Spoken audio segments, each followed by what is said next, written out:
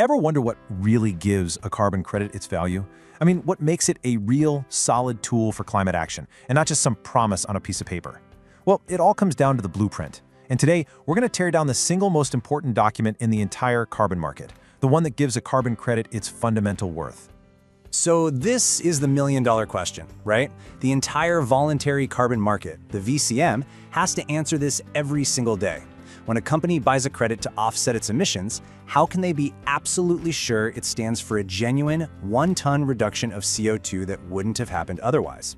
The answer, you'll see, is all in the paperwork. So who's making the rules here? Well, it's not a government. It's actually a handful of private organizations we call carbon standards. And you can see, the market is pretty concentrated. Verra's Verified Carbon Standard, or VCS, is the giant in the room, with almost 70% of all credits. Because they're the market leader, we're going to use their rulebook as our guide for this breakdown. Okay, so how do these standards actually enforce their rules? Their number one tool is this super detailed, super technical blueprint, the Project Design Document, or PDD. You should really think of this as the DNA of a carbon credit. It has every single piece of information that decides its quality and its integrity. All right, here's the game plan. We're going to tackle this in 4 parts. First, we'll get a handle on the blueprint itself. Then, we're going to put it through 2 major stress tests that every single project has to pass: conservativeness and transparency. And finally, we'll see why this document is so much more than just a pile of paperwork. So at its heart, the PDD is basically the formal pitch from a project developer.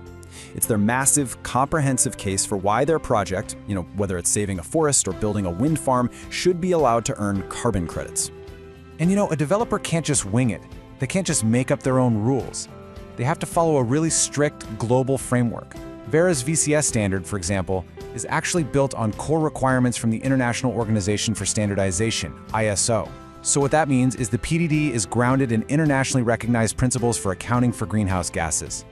This right here, this is the skeleton of a PDD.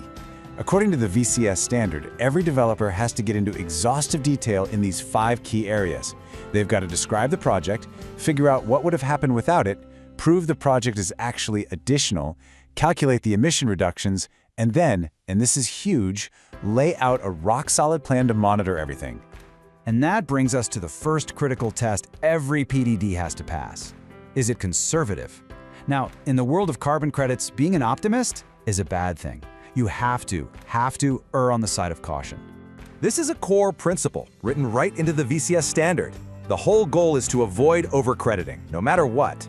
It's way better to underestimate the climate benefit than to overestimate it and end up selling credits for reductions that never actually happen. This is absolutely essential for the market's integrity. Okay, so it's a great principle, but how do you actually prove it on paper? How does a developer show that their math and their assumptions are conservative enough to be believable? The main way they prove this is by creating a baseline scenario.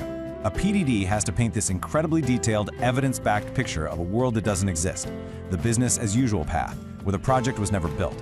Then they compare that to the project scenario. The difference between those 2 realities, that's your climate benefit.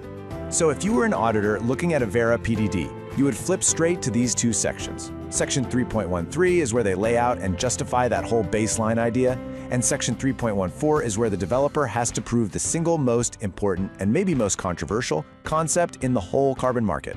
Additionality. This is the absolute linchpin. The PDD must prove, usually with a bunch of financial analysis, that the project just would not have been possible without the money from selling carbon credits. Because think about it, if the project was going to happen anyway, it's not additional, and it has no business being used to offset emissions. Okay, so that brings us to our next core principle: transparency. It's not good enough to just claim your baseline is conservative and your project is additional. You have to show your work.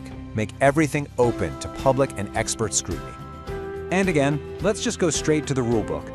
The whole point of transparency is to give anyone, from auditors to buyers to just a curious member of the public, the ability to look at all the documents and make a decision with, as they say, reasonable confidence. No black boxes, no secret sauce. And this is not just some vague promise. The PDD has to spell out a really robust monitoring plan. Under the VCS rules, this plan has to be a real system that defines exactly what data gets collected, who's responsible for it, how they'll make sure it's high quality, and how it will all be analyzed over the entire life of the project. And that data doesn't just get stuffed in a filing cabinet somewhere. No, it's compiled into regular monitoring reports that are made publicly available right on Verra's registry. And most importantly, these reports are then torn apart by an independent third-party auditor to verify that the emission reductions they're claiming actually happened.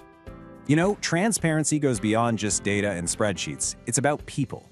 The VCS standard requires developers to have real, meaningful talks with stakeholders, especially local and indigenous communities. This means setting up ways for people to voice concerns and making sure concepts like free, prior, and informed consent are respected from day one. Okay, so let's put this all together. Let's zoom out. This timeline shows that the PDD gets created right at the beginning, in the design phase. Then it goes through validation. That's the first big third-party audit. And that happens before the project is even officially registered. The monitoring plan from that PDD is then used for the entire life of the project for regular check-ins, called verification, which is what actually triggers new credits being issued. So, after all that technical detail, what's the real takeaway here? I mean, why should we care so much about what looks like a mountain of bureaucratic paperwork? It's because the PDD is the bridge. It's the one tool that takes these big, important ideas like conservativeness and transparency and turns them into a concrete set of actions that can be audited, verified, and enforced. It turns a good intention into a credible climate outcome. And this shows you that direct link. After all the paperwork, all the auditing, all the data collection that's laid out in the PDD, you get a really simple payoff. For every single metric ton of CO2 equivalent that is successfully verified, exactly 1 carbon credit gets issued. So ultimately, the project design document isn't just an application form. It is the very foundation, the bedrock of quality, integrity, and trust for the entire voluntary carbon market. It's the blueprint that guarantees a credit is exactly what it claims to be. Which really just leaves us with one big question to chew on. In a world that's demanding higher and higher quality from carbon markets, the pressure on these documents is only going to get more intense. So the real question is, how will these blueprints for trust need to evolve to meet the challenges of tomorrow?